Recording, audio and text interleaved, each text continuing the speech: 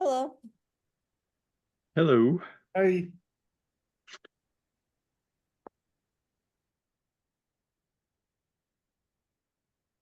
Okay. Still allowing some more people showing up.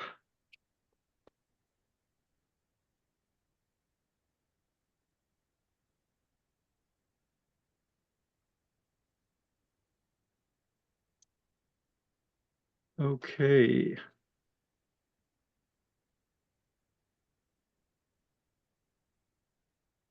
Good evening, everyone. Welcome to the April 10th, 2024 Dover Conservation Commission hearing. And Laura's not with us this evening, so please bear with me as I try to wear multiple hats here in hosting this.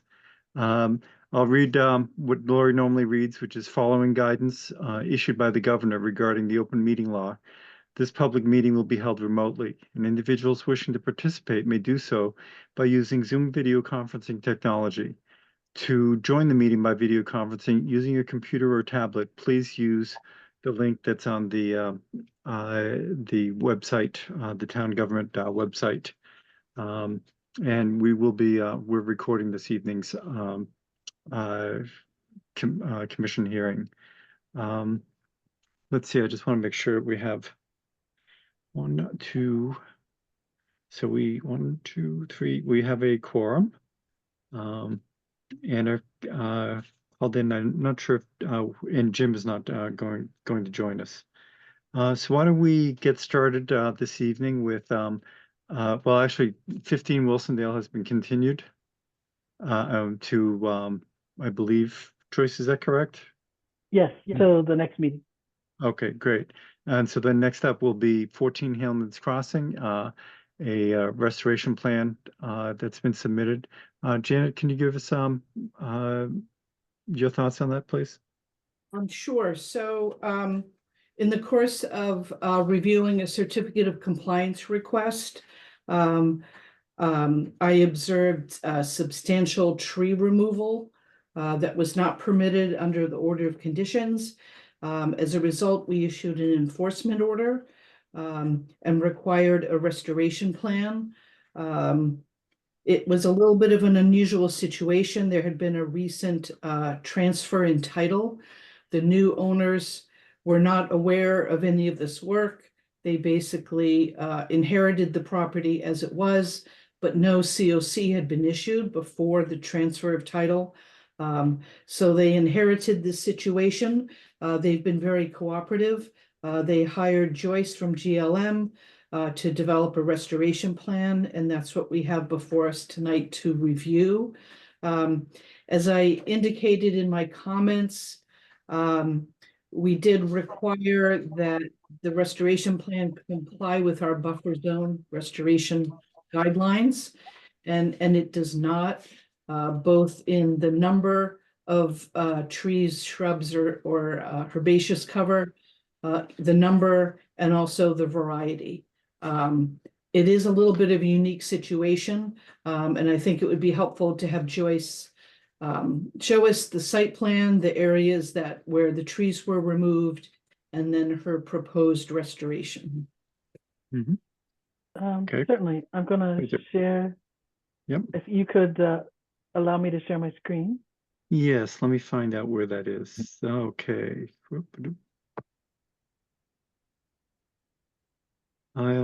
Let's see. You should be able to share now. Nope. No, not yet. Okay.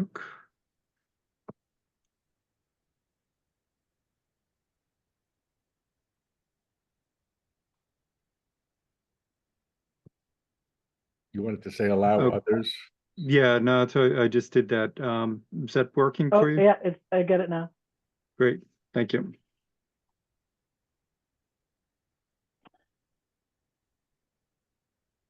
All right, you're able to see my screen? Mm-hmm. All right, so what we did was we went out to the site, and this is all the driveway comes into the front. It's a circular drive. I didn't deal with anything in front of the house. We basically dealt with the rear yard, and we've located the edge of lawn here.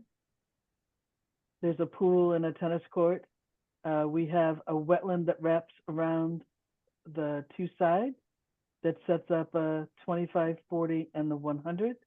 And I did show the 25 and 40 because that's what was on the original application, just to show where things were.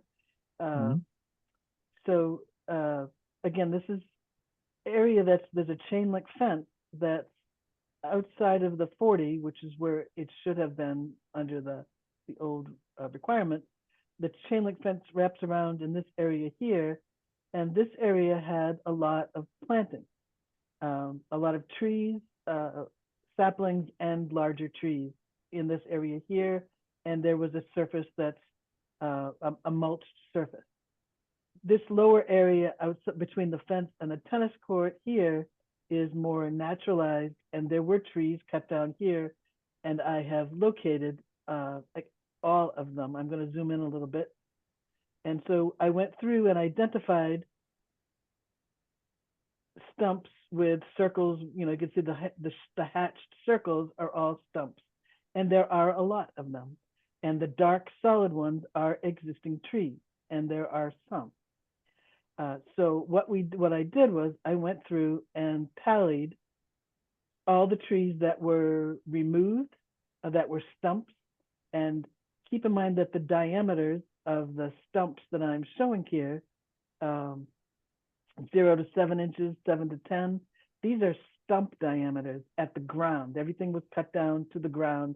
It's not DBH, so it's hard to judge what the diameter was, but I dealt with them as they were. So there were 101 trees that fell into the 0 to 7 inches, diameter 1 through 6. So there were basically 101.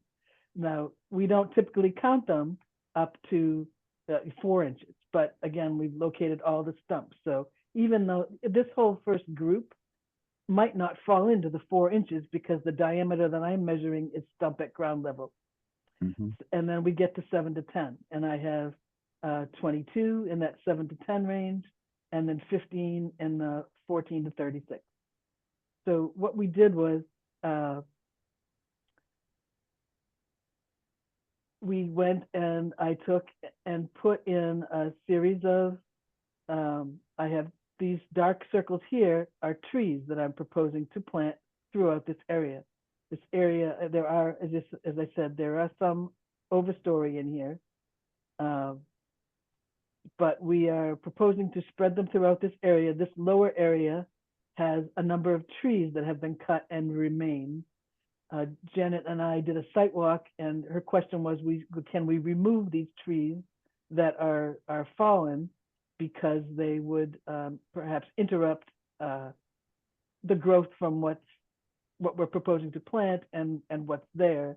And the homeowners are in the process of looking into that, removing the trees that have fallen in this area here and had not been removed would be somewhat challenging because they've got to get across the lawn, across the driveway, the lawn, and the pool and the patio and the pool house to get to it. So they're still working on that. That's not finalized yet. Our purpose tonight was to have some briefly present what we've been talking about, and to invite any commission members that would like to come out to see the site and maybe get a better idea of what's taken place out here. This is a unique situation, although it's not becoming as unique as it used to be. But we're, again, proposing to put trees in this area. Janet talked when we did the site walk, this is the slope right here. She wondered if we could swap out some trees here for shrubs instead. And then I'm, focusing on, we weren't doing it based on your removals because your regulation, only because we've got a number of trees that we're proposing to plant that will cover the area. And we hope that some of these stumps will sprout back.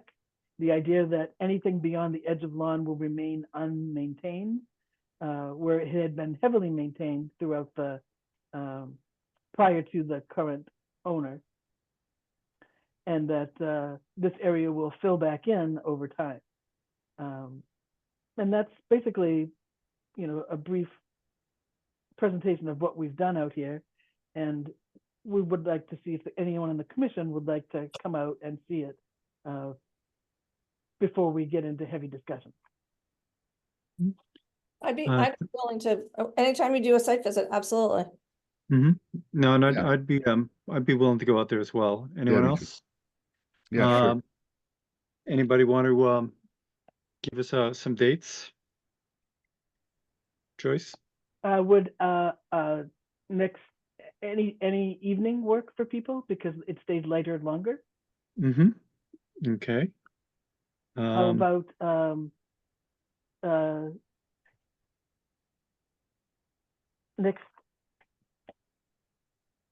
next Tuesday or next Wednesday?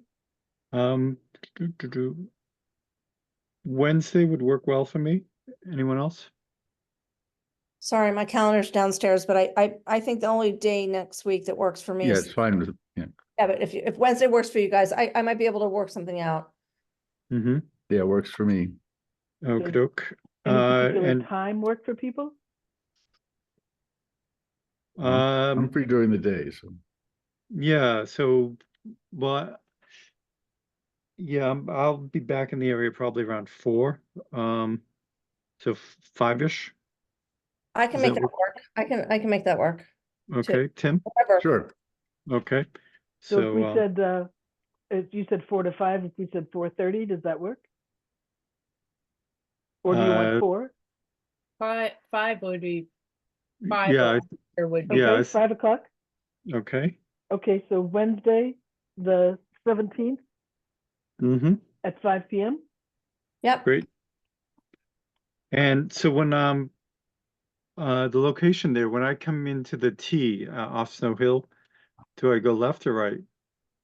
Left. Left. Left, okay. It's all the Yeah, way and down at then- the end. Yeah, and then park in the cul-de-sac. Okey-doke. Great. Janet, anything else you'd like to add to that? No, I think seeing the site makes sense. Again, it's a fairly substantial area. It's over 10,000 square feet of area to be restored. And I think we should look at the site. Generally, we do ask for a diversity of cover, a tree layer, shrubs, Mhm. and ground cover. So I think being out there and looking at the site, that'll help inform everyone. Mhm. Definitely. Okey-doke. Right. Then, and currently, Joyce, how many trees are you proposing in your 30. 30? Okay. And above, how many trees, 5 inches or greater, So This we're taking down? was there were about 37 in this group here that I felt would fall into the 4-inch and above category. Okay. Okay, then we'll see folks out there on Wednesday, Great. Thank you. At 5 p.m. 5 Yep. p.m. We'll see you all Okay. there. Thank you very much. Thank you. And bye-bye. But yeah, you're muted, so we can't hear you. That's so. And I I don't assume think that's not the so. Hillmans? We'll continue this till the next hearing. Yes, please. And send in a request for that. Thank you. Thank Sarah, you. would you mind, do you have a pen and paper? Would you mind taking a few notes? Since Laura's not with us. I'm not great at minutes, but I will take some notes. Okey-doke, appreciate it. Okay, great. Next up, we have is Jonathan, open space for Amy regarding the Friar land gift. Right, so hopefully you all got the memo from me from Open Space. Open Space has unanimously recommended that the Conservation Commission accept the generous gift of Mr. Fryer. Mhm. And I think I included a couple pictures of the non-dam. Mhm. And if anybody has any questions, basically there's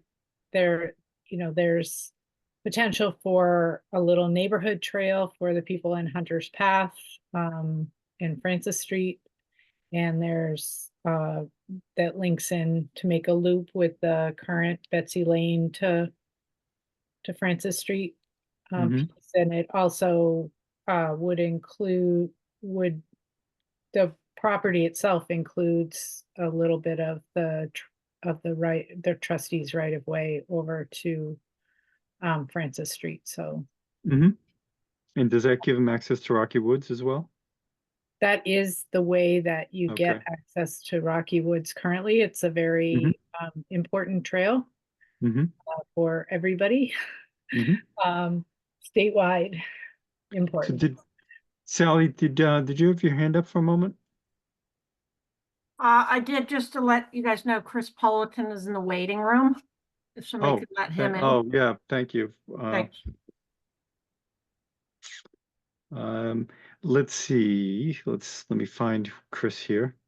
So, I think the Concom should accept it, and it has, trail, water, rural sight lines from those neighborhoods, as well as from Dedham's, Walpole Street. And so, anyway, just, Mhm. I think it has all of the check boxes that we look for in a property, and so I think we should thank him very much and take it on. It doesn't appear to have any any long-term liabilities for the town. And at our last meeting, did we were we waiting to get this sort of information, and then I think we may have also submitted it to town council relative to title searching. Have we voted on this per se? I don't think so. Okay.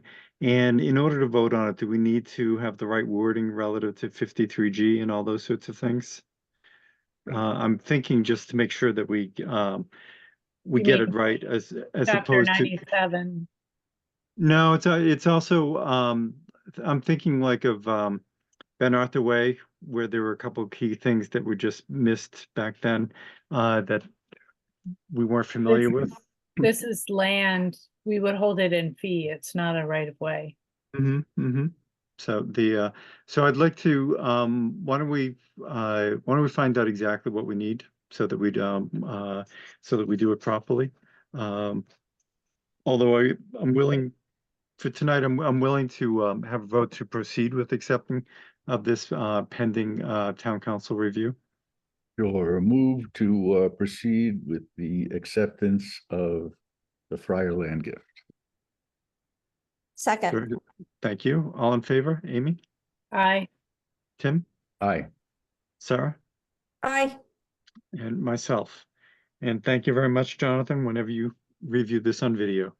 Do you want, who's gonna talk to Nina about this? Are you talking to her anytime in the near future, or? I'm not, but I just got her schedule from Mona, so. Well, no, I think we have Lori is due back next week, and also I just got a memo that Nina's doing office hours. I didn't open it up fully to see when that is. No, but I did, I got the same one. Yep. I'm happy to do it, or I'm happy to have Lori get the information. I don't wanna. Actually, I appreciate that, and why don't you do that, because you are our land person for things of this nature, so I appreciate that. Banana's not here. Great. Then let's see. Next is a continued discussion for 12 and 14 Miller Hill Road. Paul, can you give us an update on that? I did see him here. Where'd he go? There he is. Hi, I'm trying to get my face up here. Oh, there we go. There we go. And move Lovely to the dark room there. front screen. So, excuse me. Chris Politan for the trustees is on, and Steve Riberty is, I think, hopefully will join us shortly. He's juggling meetings tonight.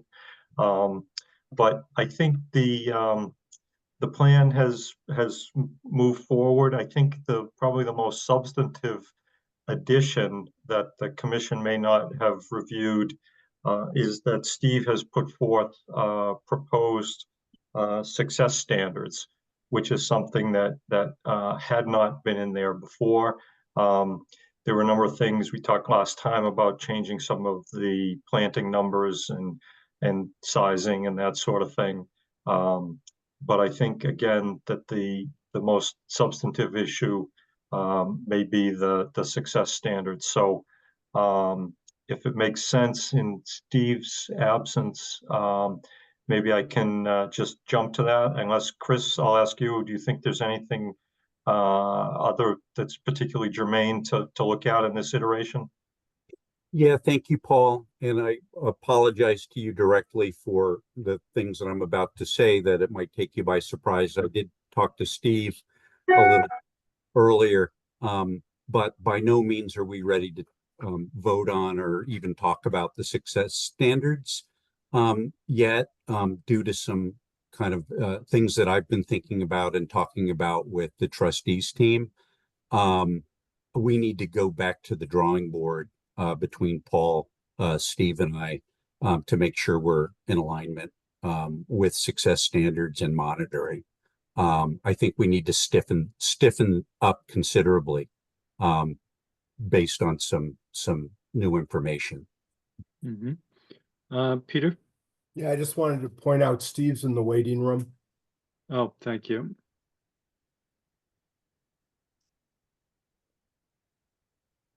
Thanks for that.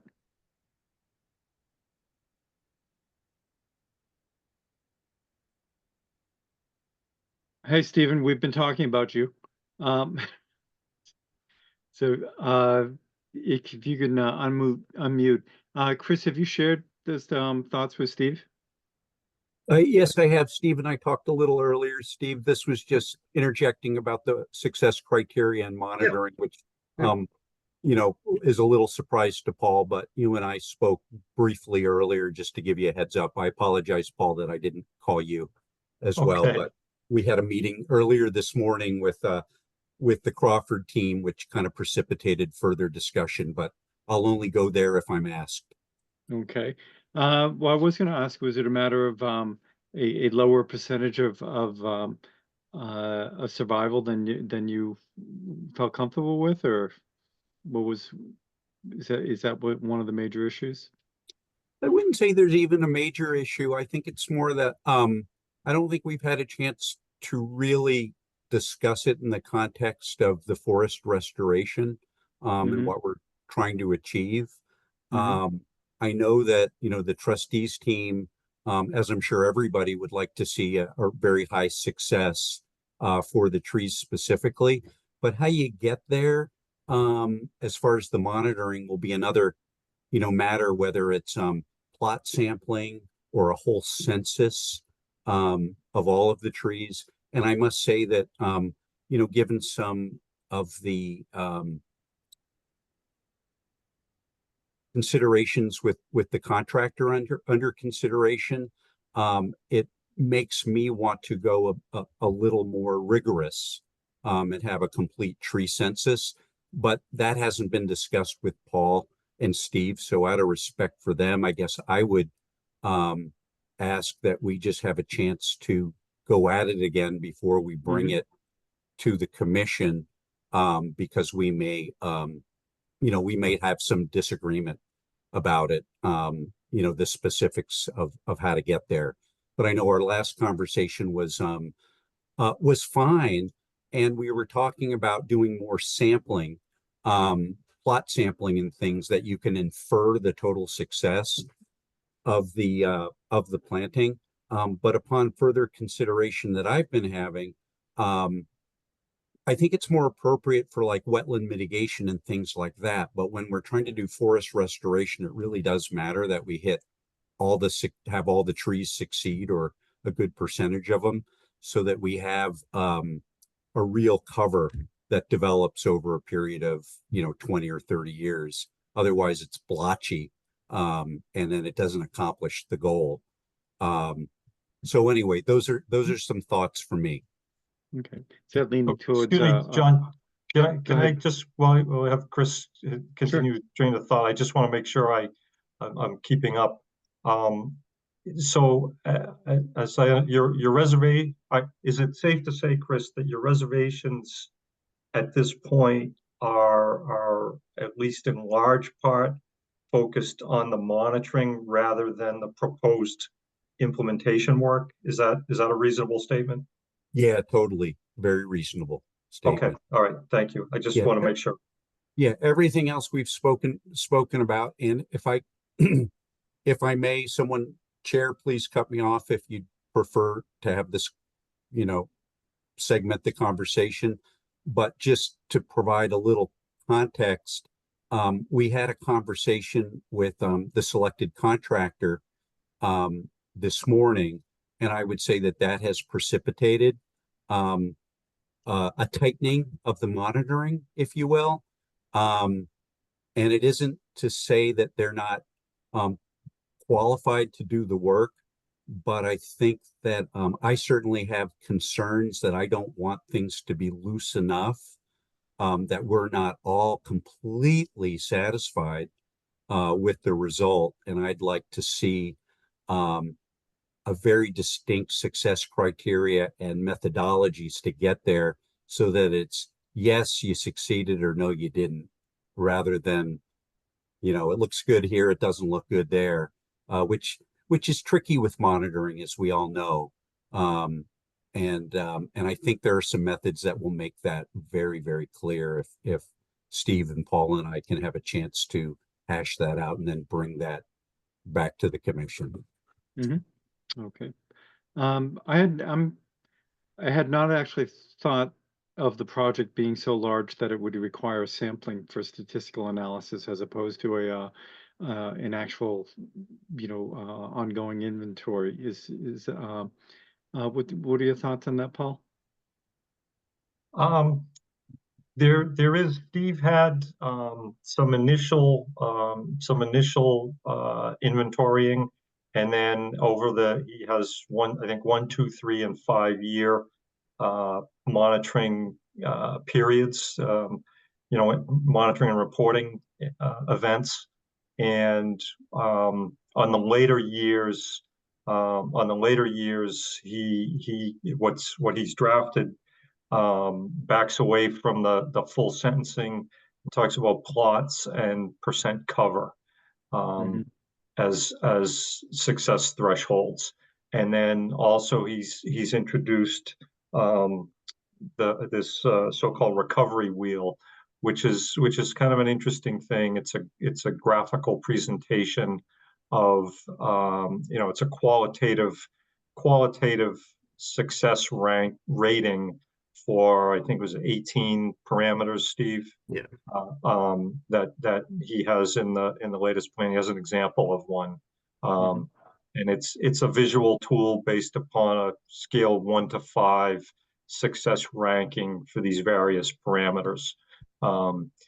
As an additional tool, it's certainly not his only tool that he's relying on, but I actually think for the kind of the broad range of people involved in this, it's kind of a useful thing, recognizing that it is qualitative. There's a lot of judgment calls go into it, but because of its nature, it allows everyone to actually look at individual parameters and potentially agree or disagree with each one. And you can kind of draw your own wheel and look. And the idea is that the way this technique works is over time, one hopes that the shaded in portion of the wheel expands out to the circumference as success is hopefully achieved. So I think I was not, I didn't have any heartburn over what was proposed. I will say that. So I don't know if that answers your question. It gives me some guidance. I appreciate it. Did you, in your discussions, Paul, since our last meeting, we had I believe at our last meeting, we asked you to also take a look at this in light of the conservation's concerns about restoration and our, normal percentages and things of that sort. Have you had a chance to review things in that light? Yeah, I did think about your local policy in that regard. And it's really problematic because one could go, in theory, one could go and plant all those trees that arithmetic gives you based upon the DBH, but it just doesn't make sense to do that. And it's not a case of, when you think about wetland replication, you can go and you're disturbing upland to create wetlands. There's a loss of the upland when you do that. But the focus is on the wetland footprint. So it's easy to do that. You can do it at 1-to-1 or 2-to-1 or whatever. But in this instance, we can't create more land. And the land is the land, and to overplant doesn't make sense. I think everyone agrees on that. So how you deal with your policy and the DBH and I did read Jim McLaughlin's memo. He tallies that. He does a good job of kind of laying out what those ratios mean arithmetically. But as I said, I don't think it makes sense to contemplate trying to put all those trees in this space. Oh, yeah, I agree. And just to let people know, Jim McLaughlin, one of our commissioners that couldn't be here tonight, had sent a memo out, voicing his concerns that based on our regulations, this was falling well short of what our regulations require for restoration and replication, because typically there's a 1.5 to a 2-to-1 ratio. Tim? Yeah, John, that's a replication of wetlands that are disturbed, not no, uplands. yeah, no, I understand that. Well, that was going to be, that was where I was leading, which is what part of that also applies to buffer? We've had numerous people. None of it. The DBH tree cutting. Well, my understanding is that you've developed this policy, but unless I'm mistaken, I don't think it's actually in your regs. Well, we'll take a look at that.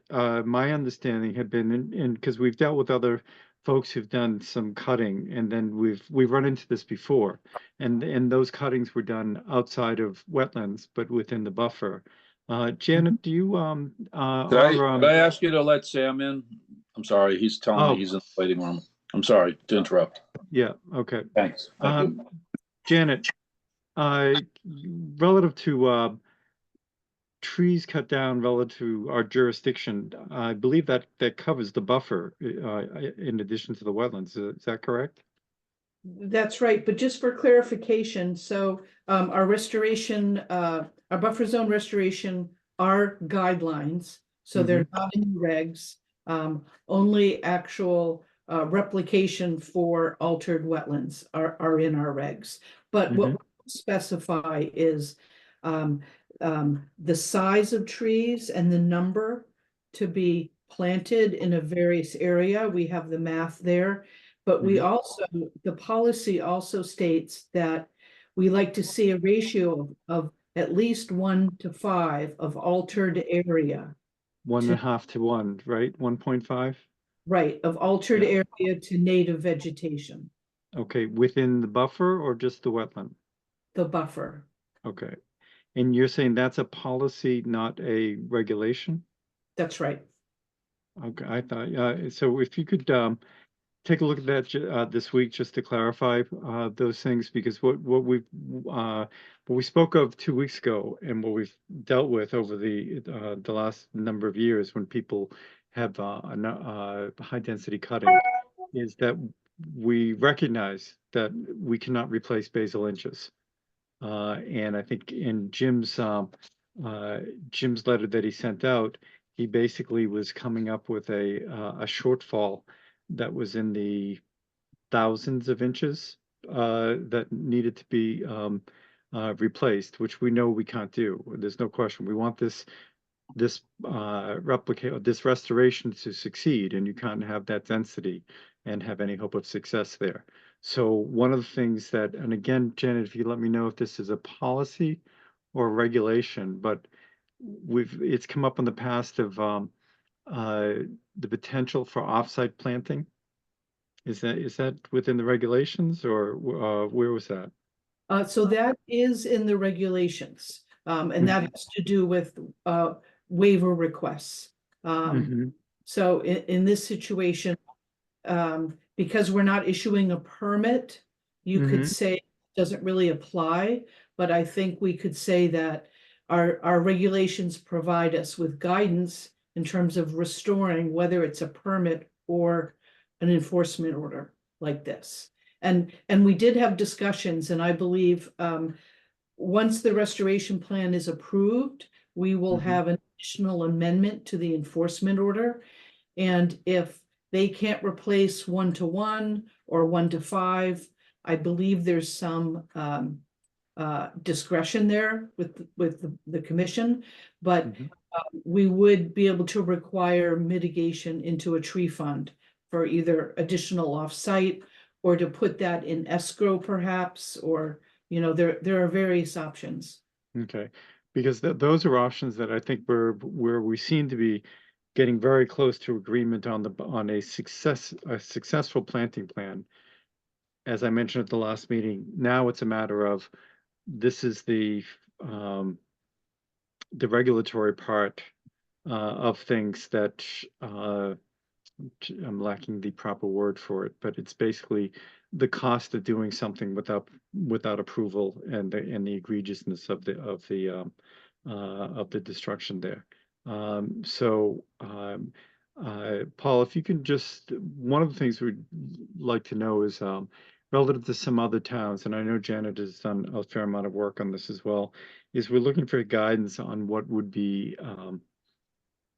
a reasonable method to either plant or tally up a cost that can be funded to incorporate our regulations, our policies, even though we know we can't possibly plant all those trees in that location. And just to say it again, the replication rate was 1.5. I don't think we have a 1-to-5 ratio anywhere. It's a 1.5 to 1. If you can give that some mind space, Paul, and Sure. Janet, and then it sounds like you have this discussion regarding survivability and monitoring. And is there anything else that you need to work on before you come back to us? I don't think so, Steve.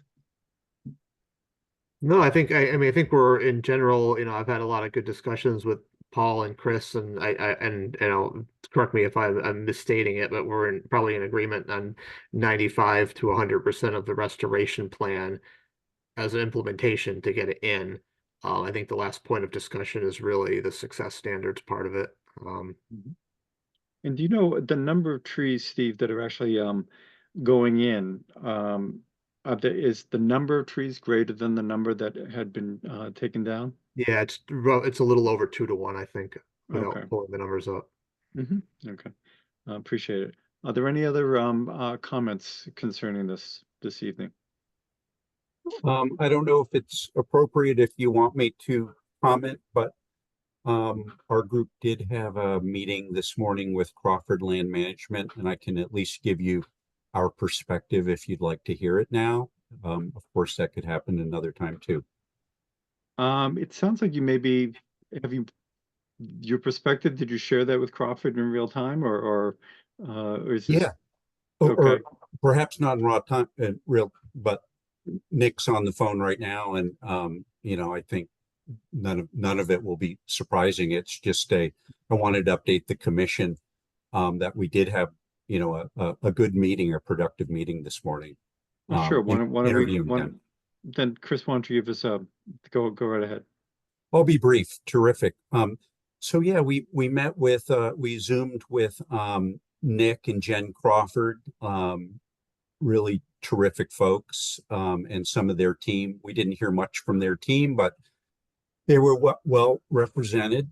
And I think the crux of it is, to Steve's qualifications, just moving down the list, 5 years of experience working on similar project size and scope specific to ecological restoration. I just want to point out that though I'm not trying to say anything against them, I'm trying to be objective. They're a firm that's firmly based on the coast, and they're doing some really amazing work on shoreline stabilization. So just to point out that the context is different than upland restoration, and they did provide us with a qualifications document, and it was really good. And I am very confident that they're proficient with what they do. But I just want to point out that the size and scope of the project is a little different than what we're trying to do, the reforestation. And it may be a matter of semantics. However, I'm not vehemently saying that it's completely different. I do think they have the technical proficiency, but simply to say that they didn't satisfy me or our group as far as being able to say, yep, we've done, acres of this type of reforestation. So that's what I wanted to mention there. They provided references. I also did a lot of calling around, talked to many commissions on the Cape, and really got some good references on their work and their reliability. Appoint a dedicated project manager to the project that serves as the point of contact. I felt assured that they have a strong team of managers to do that. They're very willing to work with our plan and our standards, of course, pending success criteria and things like that. And I think they're generally qualified, and maybe the specifics of their qualifications, I'm just going to reserve a little question mark there, but I'm not going to wholeheartedly say that I have a problem with them. I will simply say, without slinging mud on anybody, because I brought this up at the interview, that there were a couple of landowner issues that I came across with Crawford's work. I talked about it in the open with them, and they had responses to that. But there were some disgruntled landowner relations in the mix. And I'm not saying that as a condemnation so much as just saying that, stuff happens on projects. But from the commission side of things, they really did get good accolades on their work. Mm-hmm. Okay, thank you. Sam? Good evening. I'll keep it really brief. Just on behalf of the Rollins 36 Farm Street, we want to thank the consultants and Steve Roberti for their work on this plan and revisions.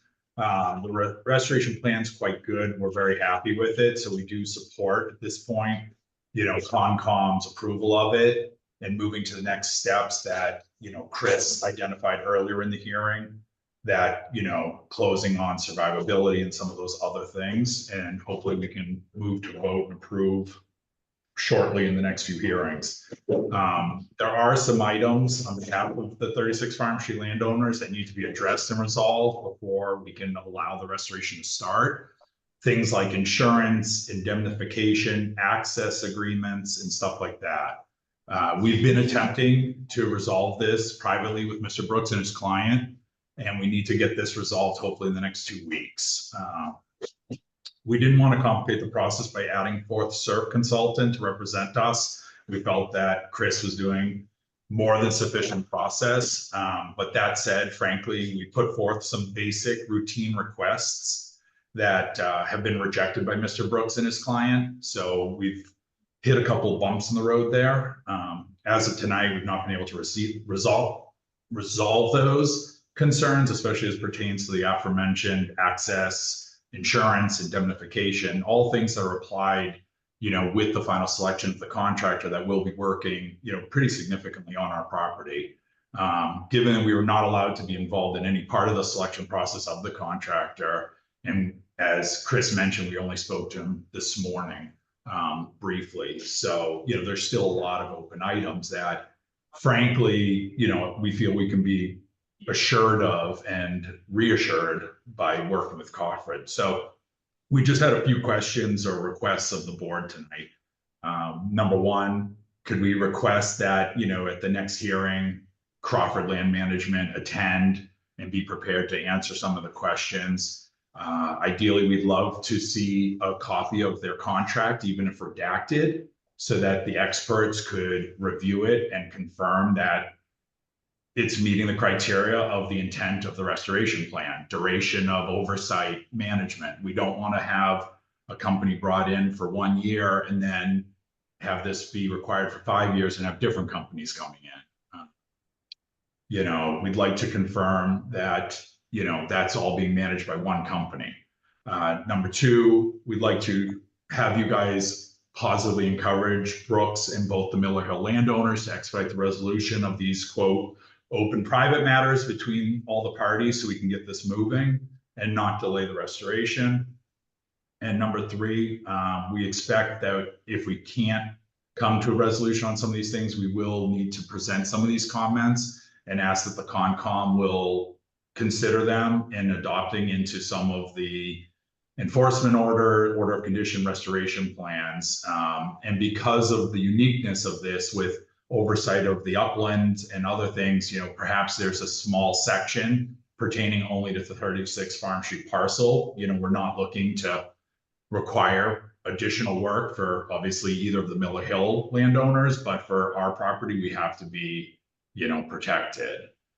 So once we address all this with Mr. Brooks and his client in the next 2 weeks, and hopefully Concom at the next hearing, if everything goes smoothly, we're actually open to, working with Crawford, Brooks, and his clients on anything that maybe will simplify, expedite, make the process more efficient. We're eager to work together on getting this resolved. In closing, we just don't want the fact to be lost that the devastating event took place, at the bequest of the Miller Hill owners on another family's private property. And while the restoration is expected to be thorough as possible, the reality is we're not going to have that forest or the impact of that property back for 2 generations here. So we just don't want that lost. Okay. So Peter, I'm glad you raised your hand. Yeah. I'm just going to address, I guess, Sam's last point and then one other issue. I received a 30 or 40 page document as a proposed agreement between the Rollins TTOR and Mr. Millette. I did a red line of that document, sent it out, I think, over a week ago. I haven't received any comments back. I've just received efforts to try to set up a phone call to discuss it. But, I'm ready to go through my comments, bang it out, and get it done. We obviously need an access agreement from the Rollins to go onto their property to do the restoration project. Although arguably, when we all agreed to give conservation jurisdiction over that upland, it seems to me that gave us not only the right, but the duty now to restore that, according to a plan that the commission assumes. But, I made some changes. I'm here to discuss them. No one's gotten back to me in writing with any comments on it. So I didn't think it was a major objection. The other point I want to raise is about these guidelines, which are guidelines. They're not in the regulations. They're not part of state law. And there's been all this discussion about, having to make up the DBH lost. And that's not what the guidelines refer to. They refer to disturbed land area and having to restore 1.5% of the land area that was disturbed. There's no reference to the diameter of trees lost versus diameter of trees replaced anywhere in those guidelines. So I think as we talk about it, maybe at the next meeting, we need to get refocused on, how much land area we are restoring, how close to the 1.5% we are, whether we get some offset or credit for the fact we're also restoring upland already as part of this restoration plan. So we're already doing more than just buffer and wetland restoration as part of this. So I just think we need to refocus our look at that issue. And I'm going to have some other comments about whether that is something that ought to be considered on this particular application for this particular project. But I think I'll save that until the next meeting, when everybody maybe is more focused on what those guidelines actually say. Okay. The other, Go ahead. just the one other thing, the point was raised today about continuing monitoring by our contractor, because it is a one-year contract that hasn't been executed yet, but there's a draft that's 1 year. And I agreed with that comment. I just wanted to point out that Goddard Consulting is the one that's primarily responsible for the monitoring and the reporting for the next 5 years. So whether it's this contractor or another contractor going in to replace plants or to do samples and the like, it's really our consultant at Goddard that's got the primary responsibility over that 5-year period. So if Crawford's not under contract, we still have that obligation to do that monitoring and that reporting, and we understand that. Mm-hmm. So that seems like that will be something up for discussion when all parties get together to continue working on the items that still need to be worked on.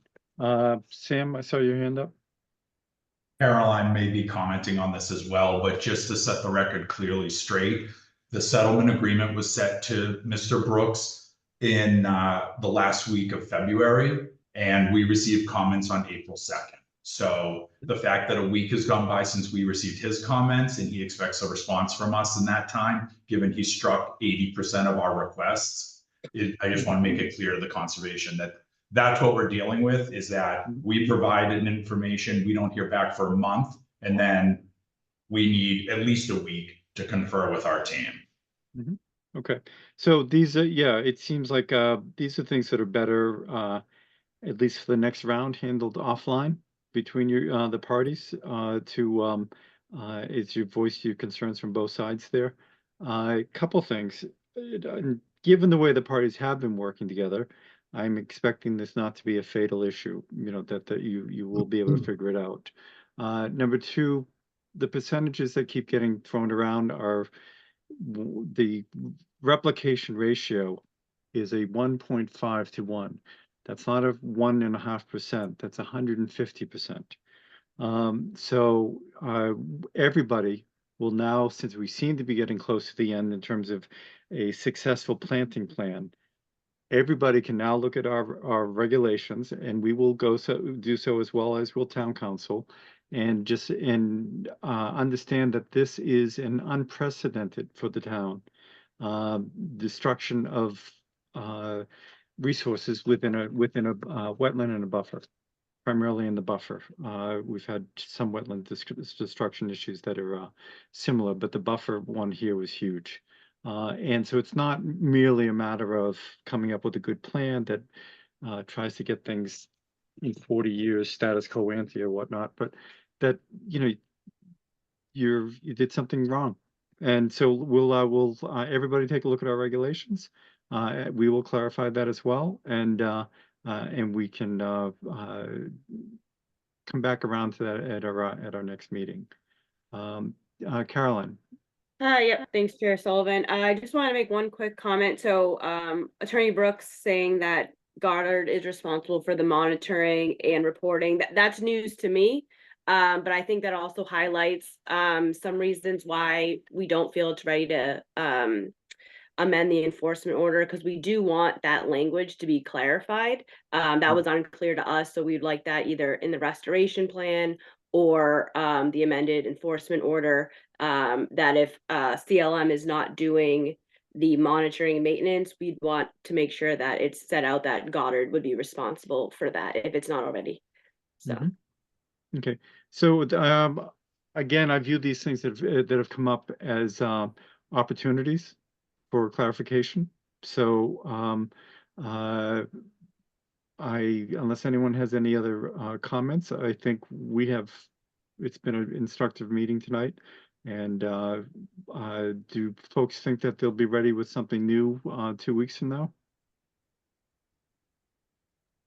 Okay, then why don't we continue this for 2 weeks out? Thank you very much for your comments. Anything that you have in response to things, please feel free to send to Lori and Lori in writing, and Paul, obviously, and we'll continue moving forward. Thank you.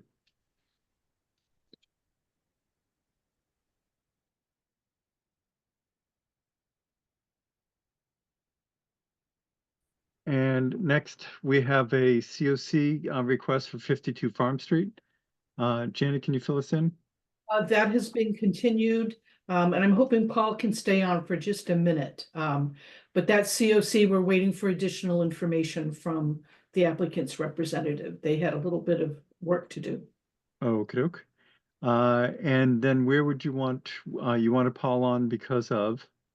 I just wanted to follow up. He had sent us all an email about, and I think we talked about it at the last minute meeting, about 29 Saddle Ridge Road and the indicators of this pool.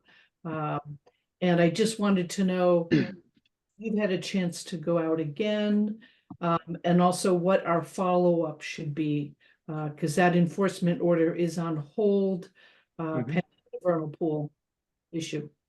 Yes, I actually went out there for the second time. Well, just second time today. I'll remind you that a couple weeks ago, I went out and I saw 2 wood frog egg masses and 1 spotted salamander egg mass. Today, I went out and I saw, and those egg masses were fairly fresh at the time. Today, I saw 1 spotted salamander egg mass and many wood frog tadpoles.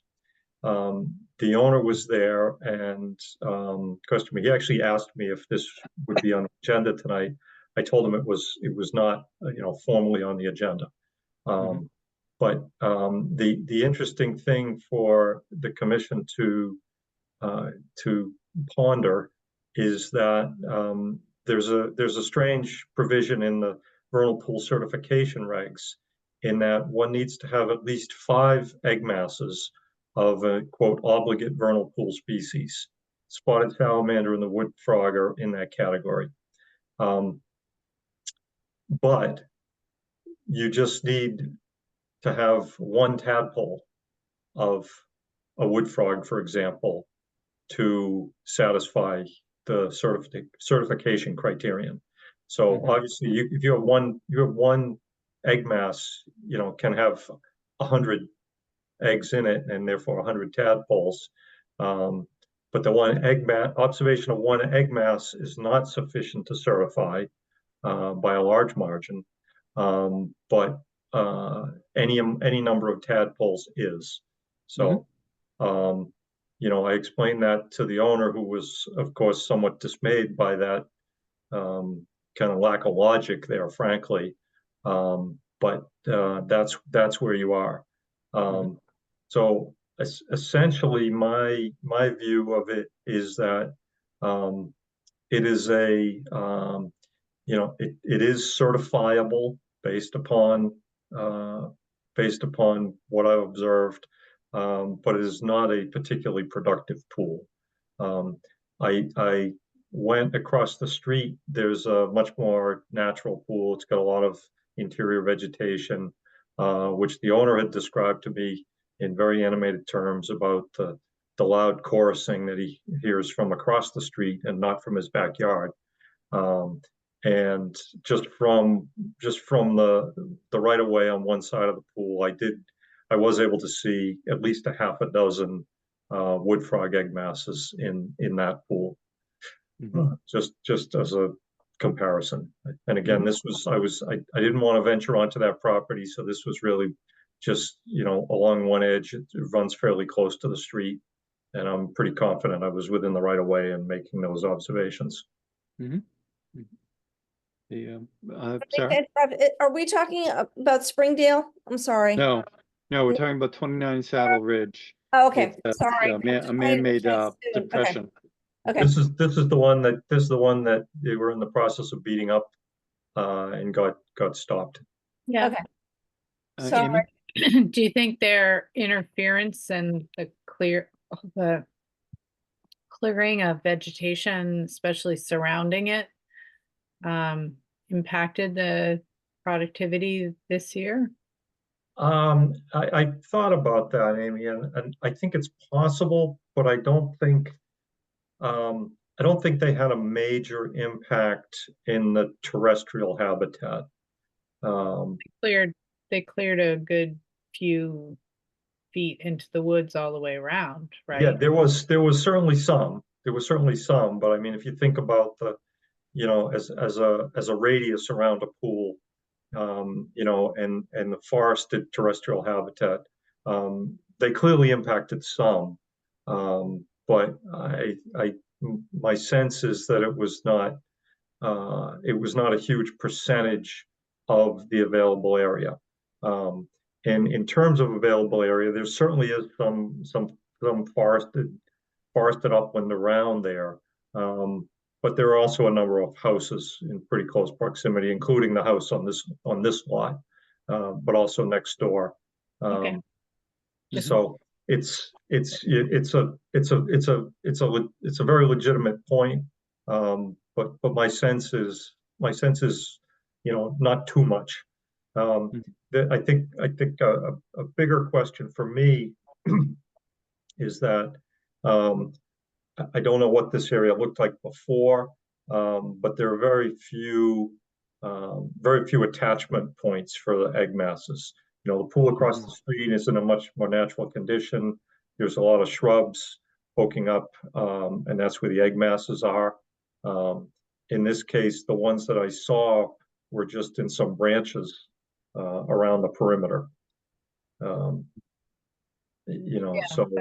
that's why I was thinking. So with the logic flow that you need 5 egg masses, which could be disrupted by animals feeding or some sort of thing, but you just need the survival of a few tadpoles to show that they made it out, and there you go. So it is technically at this point a vernal pool. It is certifiable. It is certifiable based upon the pictures I took this morning. Okay, and then the other question we had, which was prior to vernal pool season, was there'd been a number of stakes put in that would show the where the elevation would be necessary of the water to make it qualify or exceed our ILSF functions. Today, the water is 20 inches higher than the ground level where those stakes are in. Those stakes are in 20 inches of water at this point. Okay, and they were originally, it was dry when they were put in. They were originally, my recollection is, I have to check my notes, but I think they were put in at the perimeter of the ponding. And now the ponding is, as I said, 20 inches higher. And So which the owner saw me measuring that. He's saying, well, it's supposed to be 1 year, supposed to be, 1 year measurement. We've had all this rain. How does this? And I said, I don't want to get into exactly what this means. I'm just collecting information right now. And there were two intact stakes, and I measured it at both of them, and they were both 20 inches. So I'm pretty confident in my measurement. How much higher is the water? I'm sorry? How much higher is the water than? Because it's 20 inches along the ground, or 20? No, 20 inches vertical. Vertically. There's the water. Those stakes were almost those 2 stakes. feet deeper. It's 20 inches deeper. Yeah, and with that, what do you think? beyond the stakes, from the stakes to dry bank, 10 feet, depending In, on, actually less. Okay. Because if you remember, there's the stakes that I used were, as you're looking at with your back to the house, on the far side and the left side. And in both circumstances, the slope is pretty steep. So I mean, I was able with knee-high boots, getting close to the top, but I was able to reach out with a tape measure, and was, really just a few feet from dry land. But again, very pretty steep slope. but pretty deep. So, okay, so certainly, is that something then, should we have Goddard go out there and survey that and note it, or how do we preserve this? Well, it would be Cheney. I mean, I'm I sorry. have what I think is pretty sound information. As I said, I measured on Okay. two of the Cheney stakes. Yeah. So I'm pretty confident in my finding. So that, yeah, if he's 20 inches down there, he can then overlay that over the elevations he has for the perimeter and see where, and then come up with a calculation then. Right. So okay. then the question becomes, looking at the definition and, of 1 year, and the owner's contention, already to me, out on the ground, is that this is not an annual, event, which, it exceeds that and is anomalous and is not the circumstance under which, an ILSF decision should be made. That was his position to me, and I just didn't. Yeah. So my immediate rebuttal to that would be, and I'd have to check my calendar, but I was out there well before vernal pool season. I think I may have called you from out there, and saw a very similar situation. So this is not a one-time only situation. This is something that also existed several months ago. And so it seems to me the issue here is they're trying to say what is the mean, ability there, or what they think is or the high water mark. We've seen it on several different scenarios where it exceeds what they initially submitted. Yeah, if you want, John, I can pull out my camera and share my pictures. It'll take me a minute, but I can if you want. Yeah, why don't we do that? But so my feeling is you've been out there twice just for vernal pool season. You were there when the stakes were first put in. I was there somewhere in between those stakes and vernal pool season start. And so far, since those stakes have been put in, the water has been much higher than the stakes. So call it a quarter of a year. It still seems like, we're not worrying about a maximum here. Janet? Oh, can you unmute, please? So under our regulations, a vernal pool isn't as stringently defined in terms of number of tadpoles, etc. I think this clearly meets our definition of vernal pool under our regulations. So I think to chase the isolated area, maybe that's not the best way to go. Also, given the vernal pool is protected, there's 100-foot setback. Protected resource area. So my recommendation would be, Paul, is for you to document this in a site inspection report, and that we put this on the agenda, and then decide where we go from there. But the original enforcement order required an assessment of the vernal pool. They had hired Deb Anderson and Cheney, and then they brought on Goddard. So I don't think they're working with Deb Anderson anymore or Cheney. I'm not sure. But Goddard is the consultant of record. And so I would think Paul has documented the fact that it meets the definition of a vernal pool. At least under our bylaw, it is certifiable. He has documentation that we could submit then to the state to get it certified. But I would think the next step would be evaluating the, you know, restoring it as a vernal pool habitat. Mhm. But it's So the- not worth having, you know, having it on the agenda and having a formal discussion. Oh, absolutely. No, and I think one of the questions there too is 100-foot no touch probably goes very close to the house. Well, I think, I think though, there is some remnant lawn out there. Right. So I think, you know, some substantial part of that was, I feel fairly confident, I didn't see it, but I feel fairly confident some substantial part, you know, existed as lawn before they went in. I'm gonna share my screen, John, if that's okay. Yep, yeah, go ahead.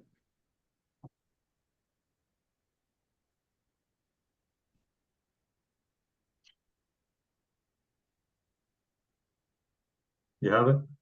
Yep. So this is just first view walking down. There's tadpole. This is tadpole in my hand. The gold color on the bottom is distinctive of the wood frog. That's why I have this particular photo. I got a whole bunch because I wasn't confident. Yeah. Here's underwater photo of a non-emerged egg mass. This is just trying to get some. Oh, this is off on the right side as you're walking down. The water has flowed out, which the owner was saying, you know, never used to happen. But here's a view again with my back to the house. You can see the stake back here. And then there's a stake on the left here somewhere. I can't quite see it. Somewhere over in here, there's a stake. And it was, and the stakes, when they were put in, the bottom of the stakes was at the edge of water. Is that right? I think so. Let me go back to my, let me go back to other photos. And Paul, did you see any signs of erosion or sedimentation? Because that, you know, they left a lot of the bank and upland pretty bare there. There's a little bit, the water was a little bit turbid. There's no major scouring. So this is from April 10. Oop, where'd it go? Oh, that's across the street. Oh, we're not seeing, oh, this is still the backyard. We're still seeing backyard stuff. Yeah, there. this is backyard. This is April 10. So at that point, this stake was in the water. Well, that's today. That's oh wait, today. we're back. April 10's today. Excuse me. Yeah, yeah. Apologize. All right, this is January 2nd. Okay, which Not we're not seeing seeing. We're not seeing it yet. It hasn't changed. I think you have to unshare and reshare. Oh, okay. Oh, my screen sharing is paused. Stop share. And then reshare the. Got it. Yep. Yep. Okay, that's 1, 2. So this is January 2 when I first went out. And you can see this is the area that was ponded in my picture from this morning. And was that water today? Was that flowing out of the pond into that, or from that into the pond? No, it had spilled out. It was essentially this area in here was essentially the same level as the primary area. And so on the January ones, we're just looking for a stake to. It's in the back. Yeah. Yeah. So there is. It's very close to the edge. You can yeah. see the there we stake go. here. Okay, so that stake is right there at the edge, and now that is not in the edge, but it's yeah, and under 20. So that's the stake in the rear. Correct. Okay. Which So I let think, me go. Yeah. And then March 19. You might have to do that whole reshare. That's the wrong site. No, that's the same. Well, no, the what I'm This what, one, no, the first picture was the wrong site. yeah, no, it actually, but none of that has shown up. We're still seeing. Oh, we got to the, do that again. Sorry. Yeah. Stop. I don't know why it does that.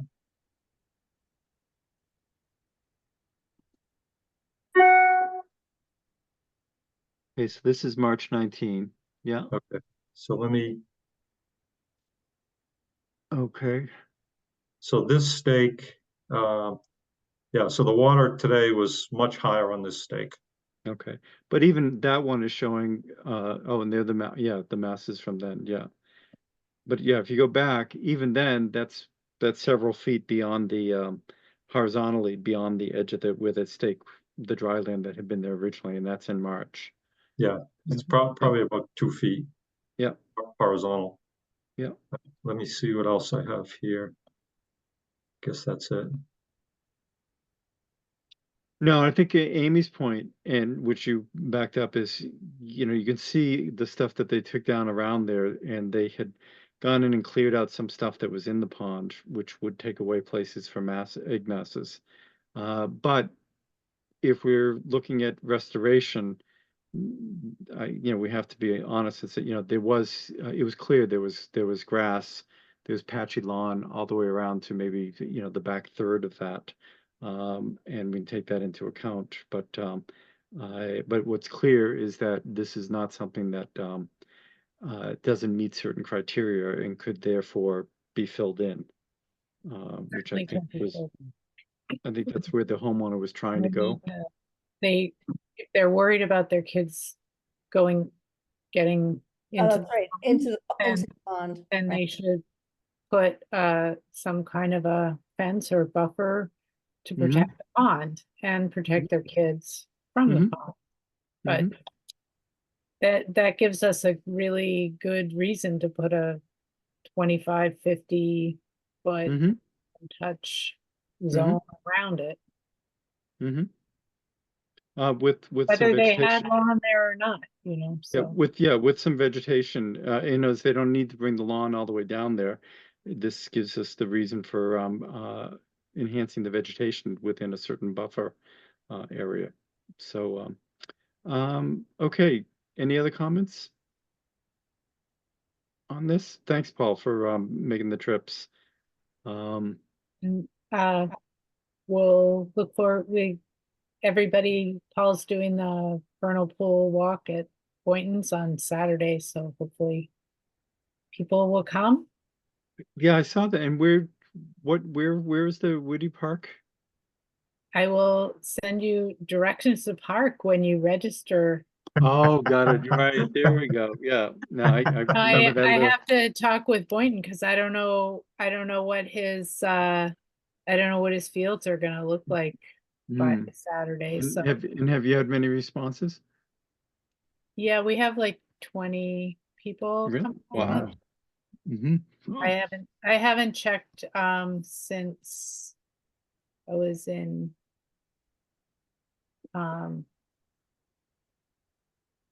So Paul, you find there's plenty of egg masses to be seen even at this time of year?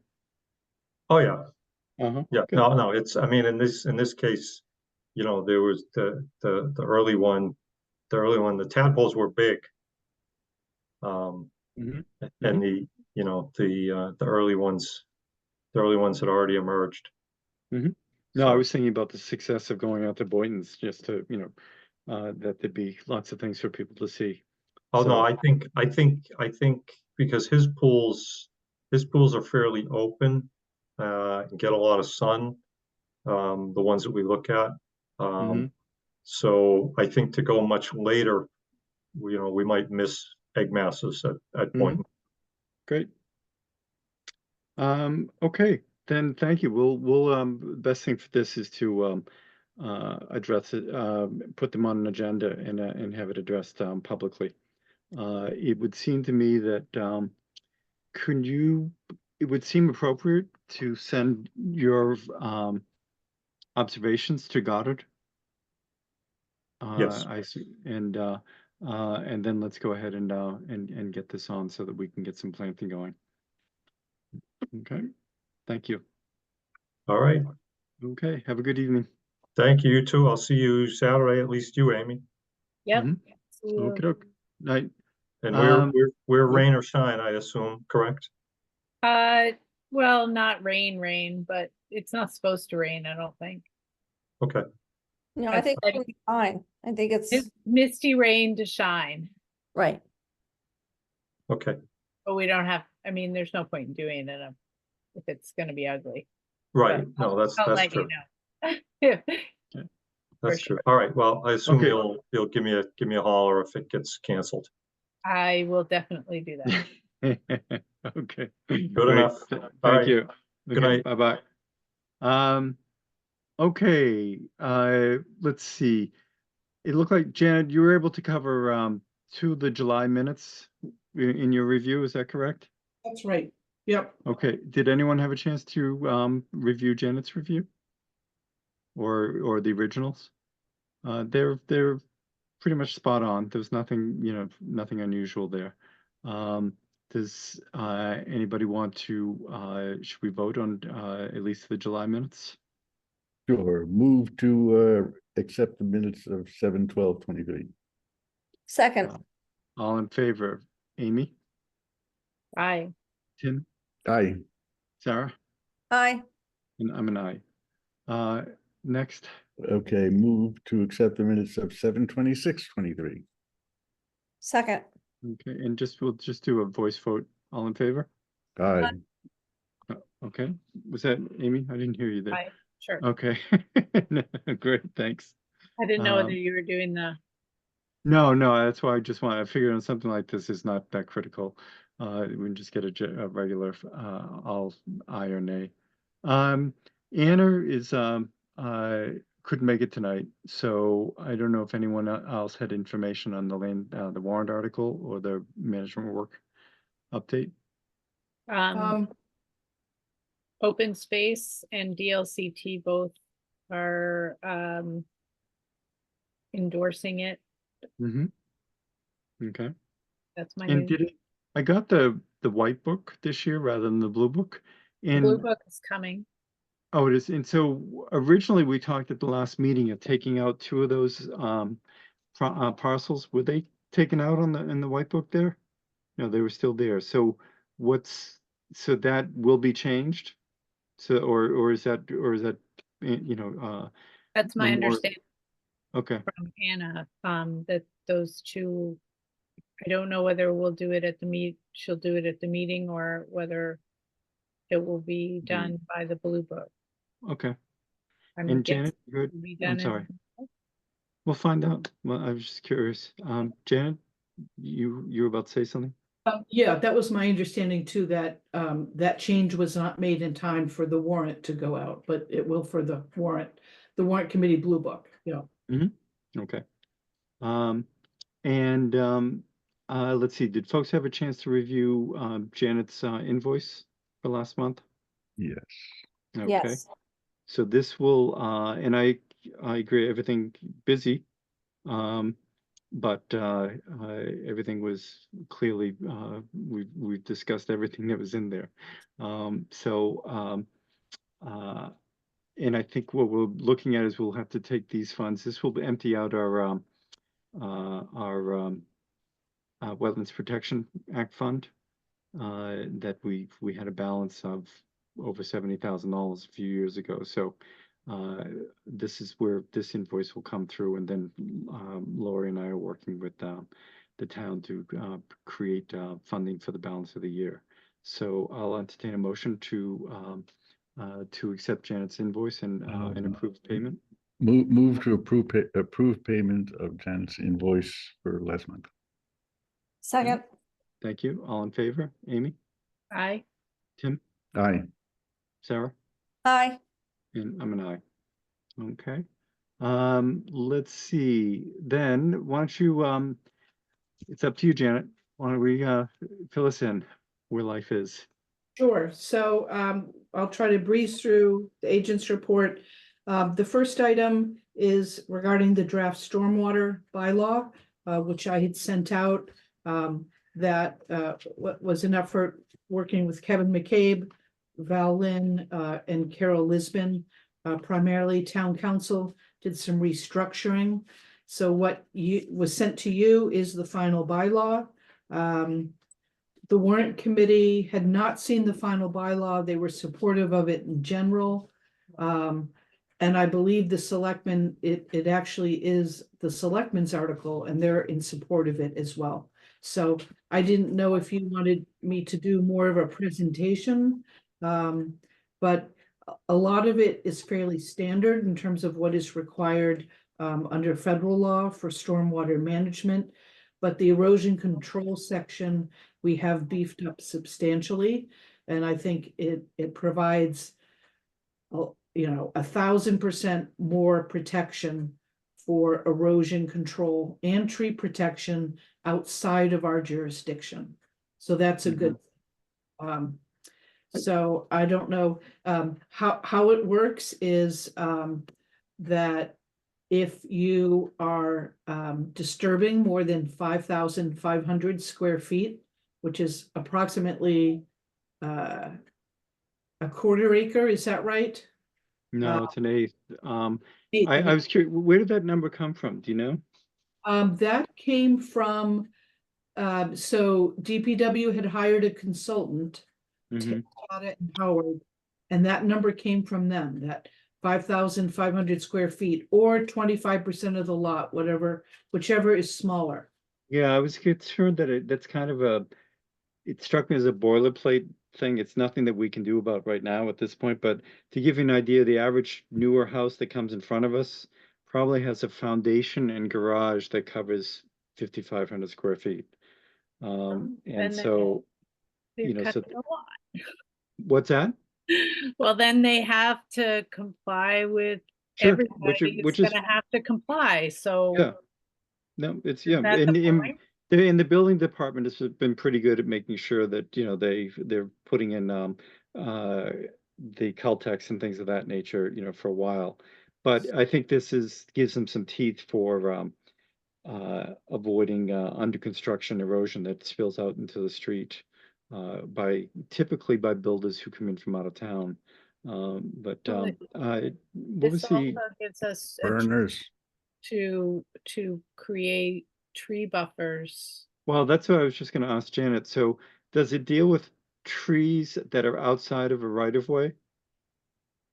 Yes, so again, so if you're disturbing, putting in a driveway, a foundation, or even clearing previously natural lawn of over 5,500 square feet or 25% of lot coverage, you have to submit a stormwater management plan and an erosion and control sedimentation plan, and also assess trees over 6 inches. Any trees along basically the perimeter of the lot, in accordance with the zoning setbacks. Requires either replacement on site. If you have to take them down, it doesn't prohibit it. But if you have to take trees down within that perimeter setback, you have to replace them, or put money into a tree fund. And you have to submit a tree Protection plan. protection plan Yes. to the building inspector, so you have to think about what you're gonna do. And Trees. that's required as soon as you hit that 5,500 square foot threshold, which is clearly a driveway and or a foundation. So, good. Then and then somebody will come up with an actual fund that that these things can go. The point isn't to stop people from doing anything, it's just to make no, them no, think about what they're gonna do before they just No, willing it's funny. go It's forward funny. and It's funny you mentioned that. I was driving today by a bunch of places where it was clear houses that were 30 years old, people were working on, and very few people think things out. And so they, you could see, I was witnessing either new landscape projects or old ones that never got finished or weren't properly thought out in the first place. Most people need a level of guidance in order to, be forced to think things through. So this sounds promising. And I Uh, think that go the ahead. Tree Preservation Committee felt that if we could at least get some tree protection in this bylaw, which it would be a good start. But our goal is for the next town meeting to have a true tree preservation bylaw with real teeth. Well, I like the idea of coming in under stormwater bylaws first, and it keeps it within the zoning envelope again, but it also gets people cognizant of what goes on during construction. For example, I was, asking about the 5,500 square feet. That's or 25%. That only accounts for a half-acre lot. These are, obviously our lots are a lot larger there. So I think it's a good start to get people used to the idea that they're not supposed to cut trees down willy-nilly. So, good.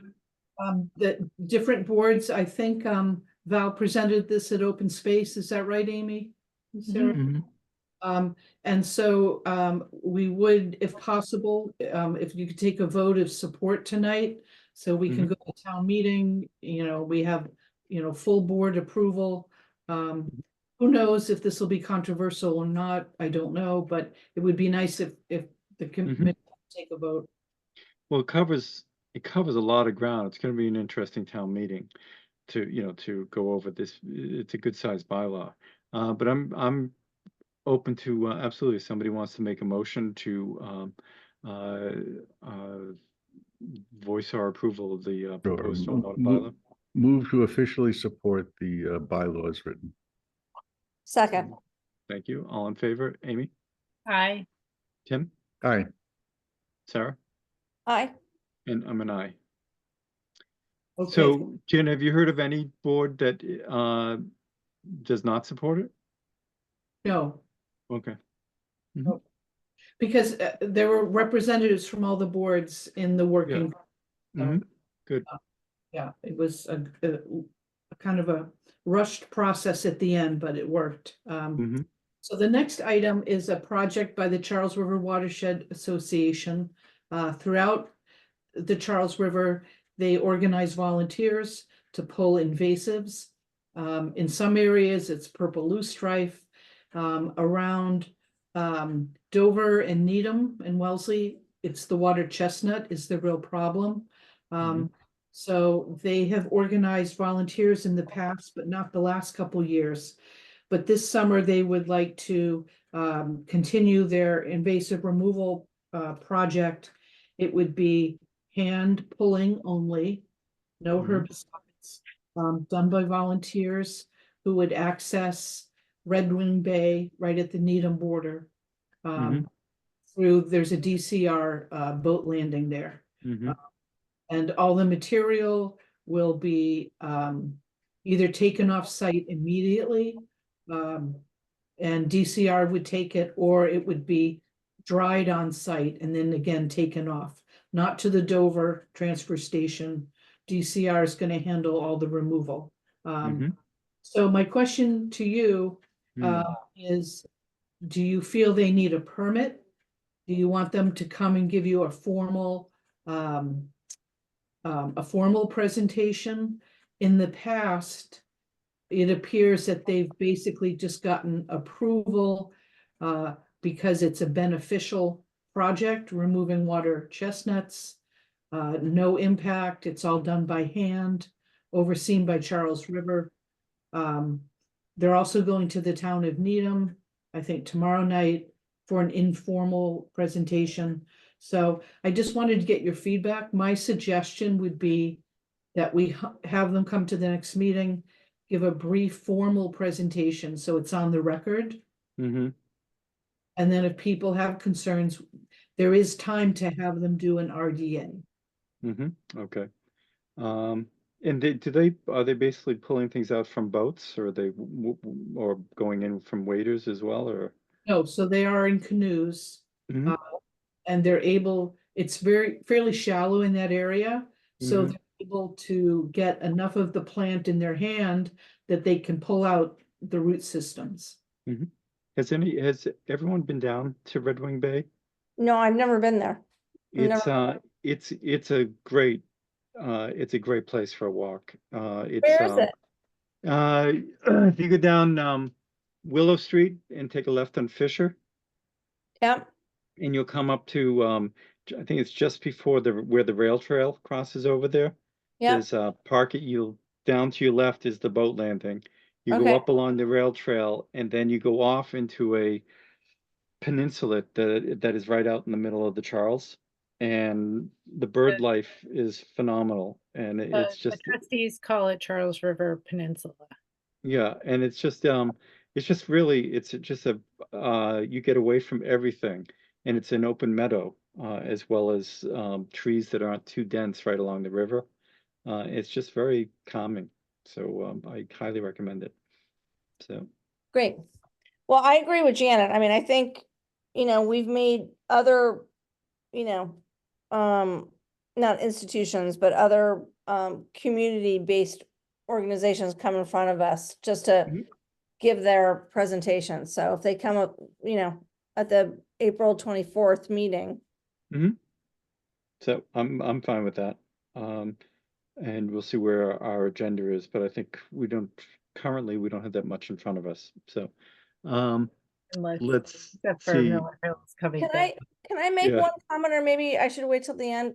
I noticed, speaking of the Charles River, coming from Needham on Central Street, they were paving along the Charles River today.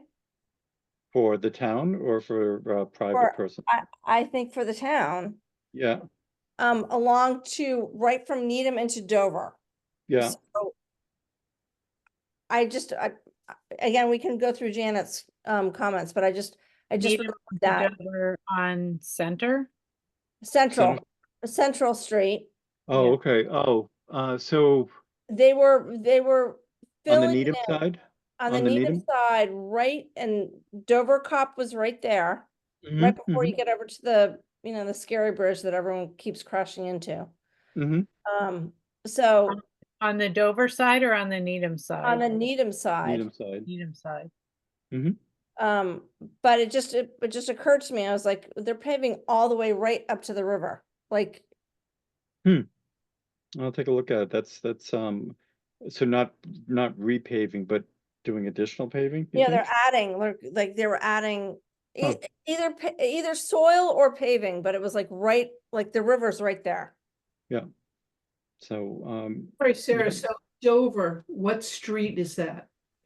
So it's actually, I apologize. It's coming from Needham into Dover on Central.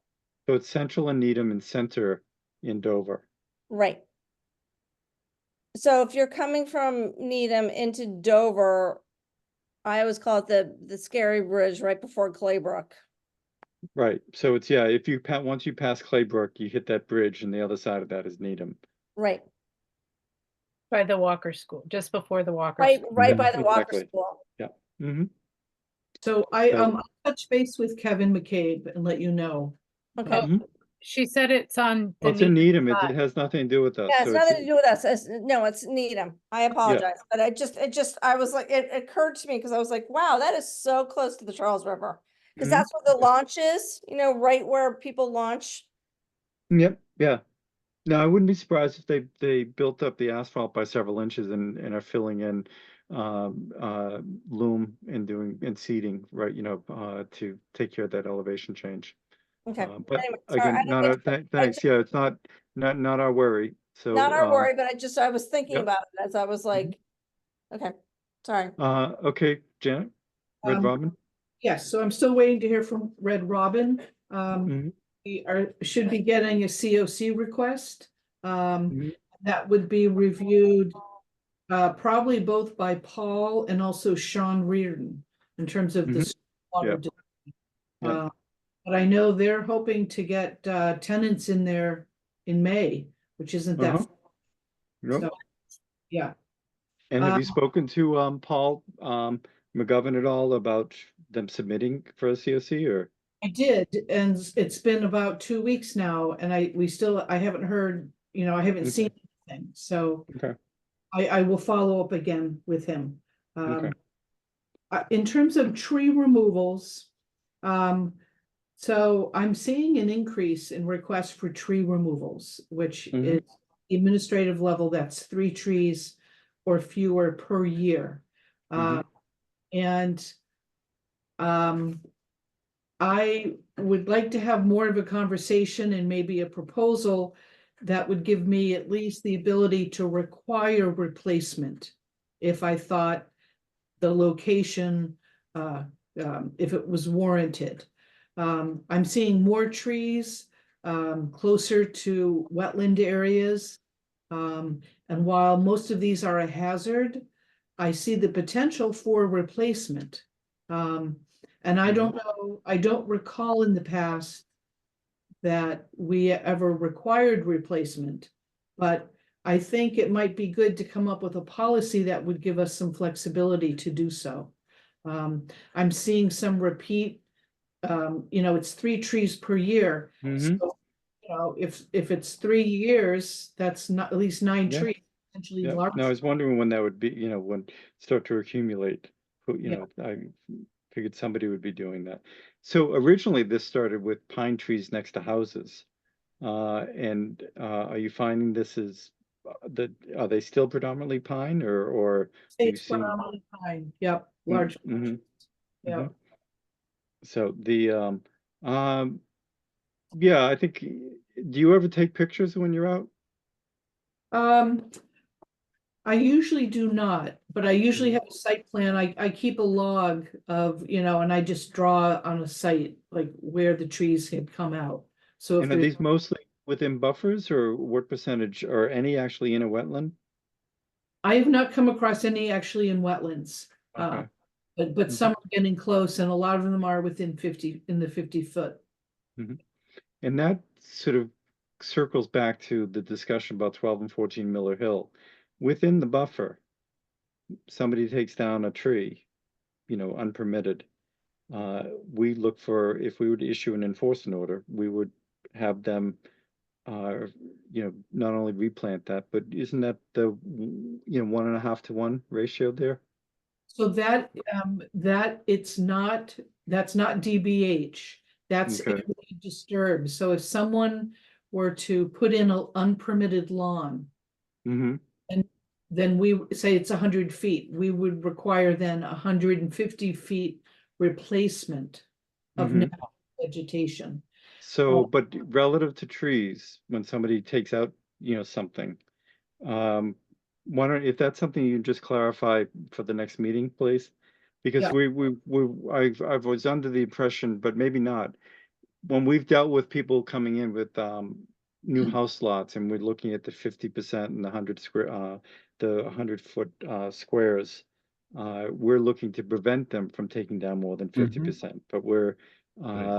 But there have been times when if they had to go over that, we want to plant things that were greater than what they took away, is what I thought. But so clearly we need to just clarify what our options are within a buffer.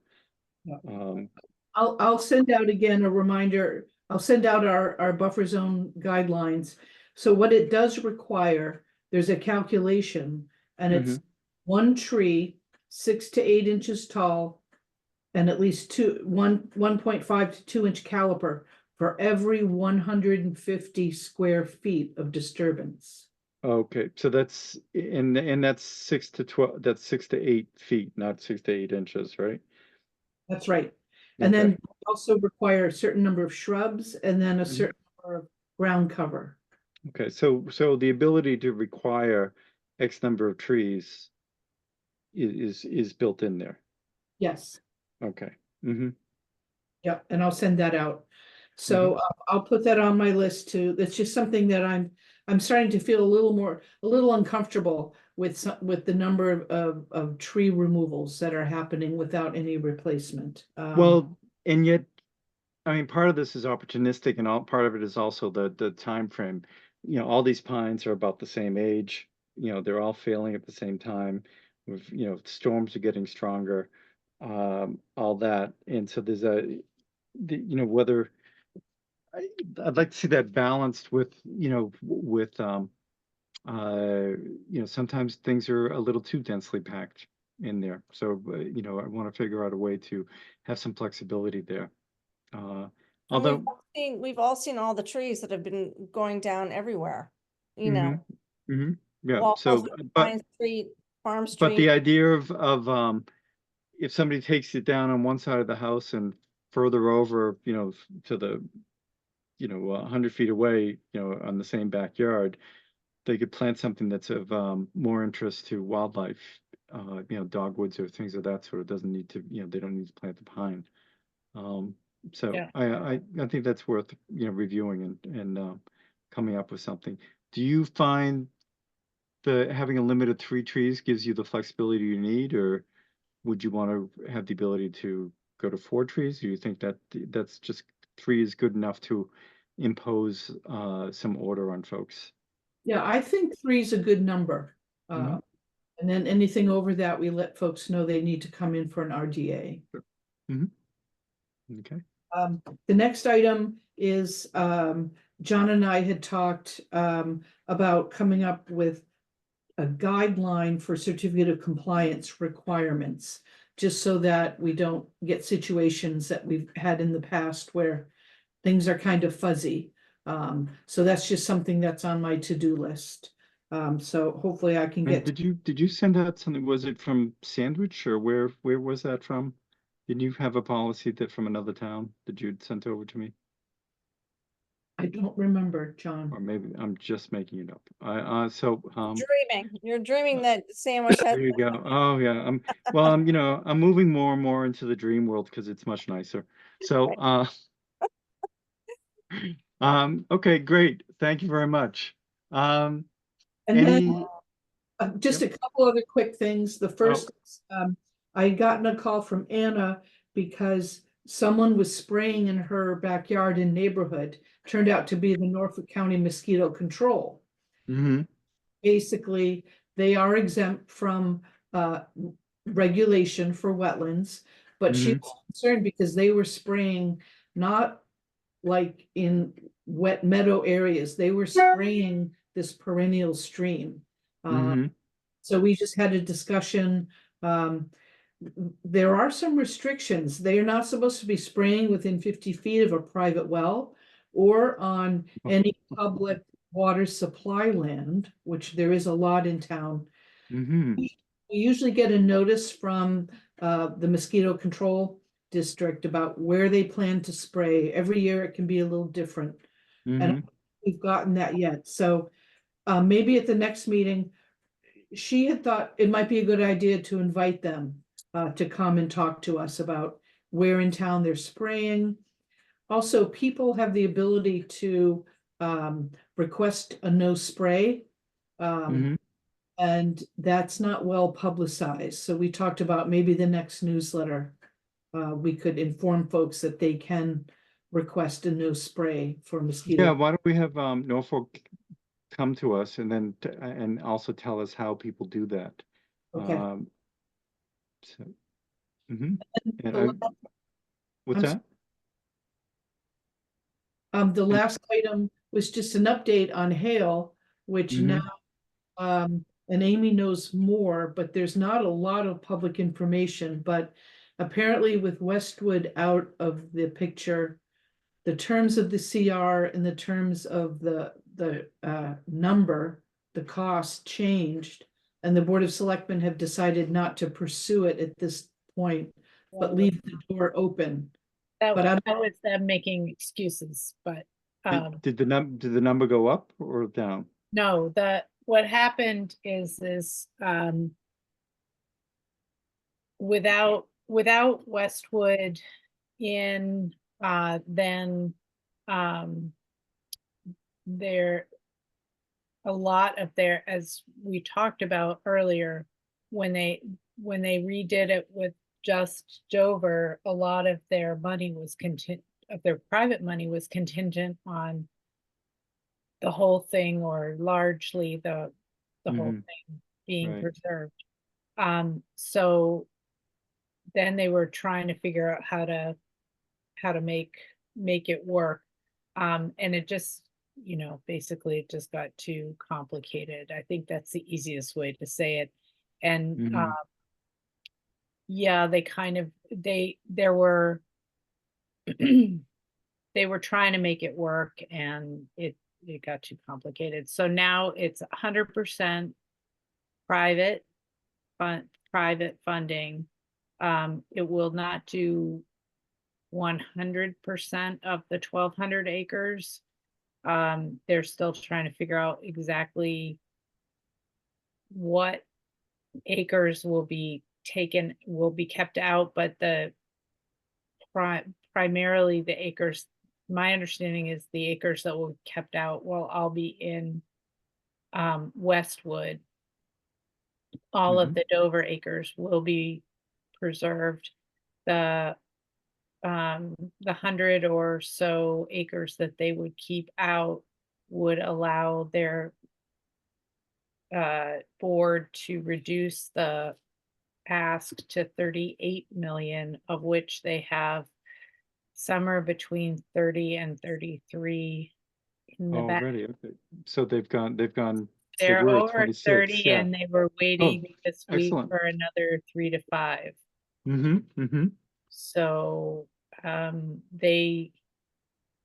so I guess what we should just say is that they have around 30, and then be very happily surprised if they have a bit more than that. But so they have about 8, but they have to get it done by June 30th. And Because of their fiscal year, or because of what? because Eric is leaving And the at the board, right? end of Wasn't that the- August. Right. And He's what? so they feel like they need to be done with this so that he can concentrate on the transition. And so that's the point. So they're busily trying to figure out how to make it work. And the good news is that it's within spitting distance of happening. So Sweet. Which works for sharpen, everybody, but sharpen your pencils and see if you can come up with some dollars, because every dollar counts right now. And see if you have any capacity from 1 to 100 to 100,000 would be great.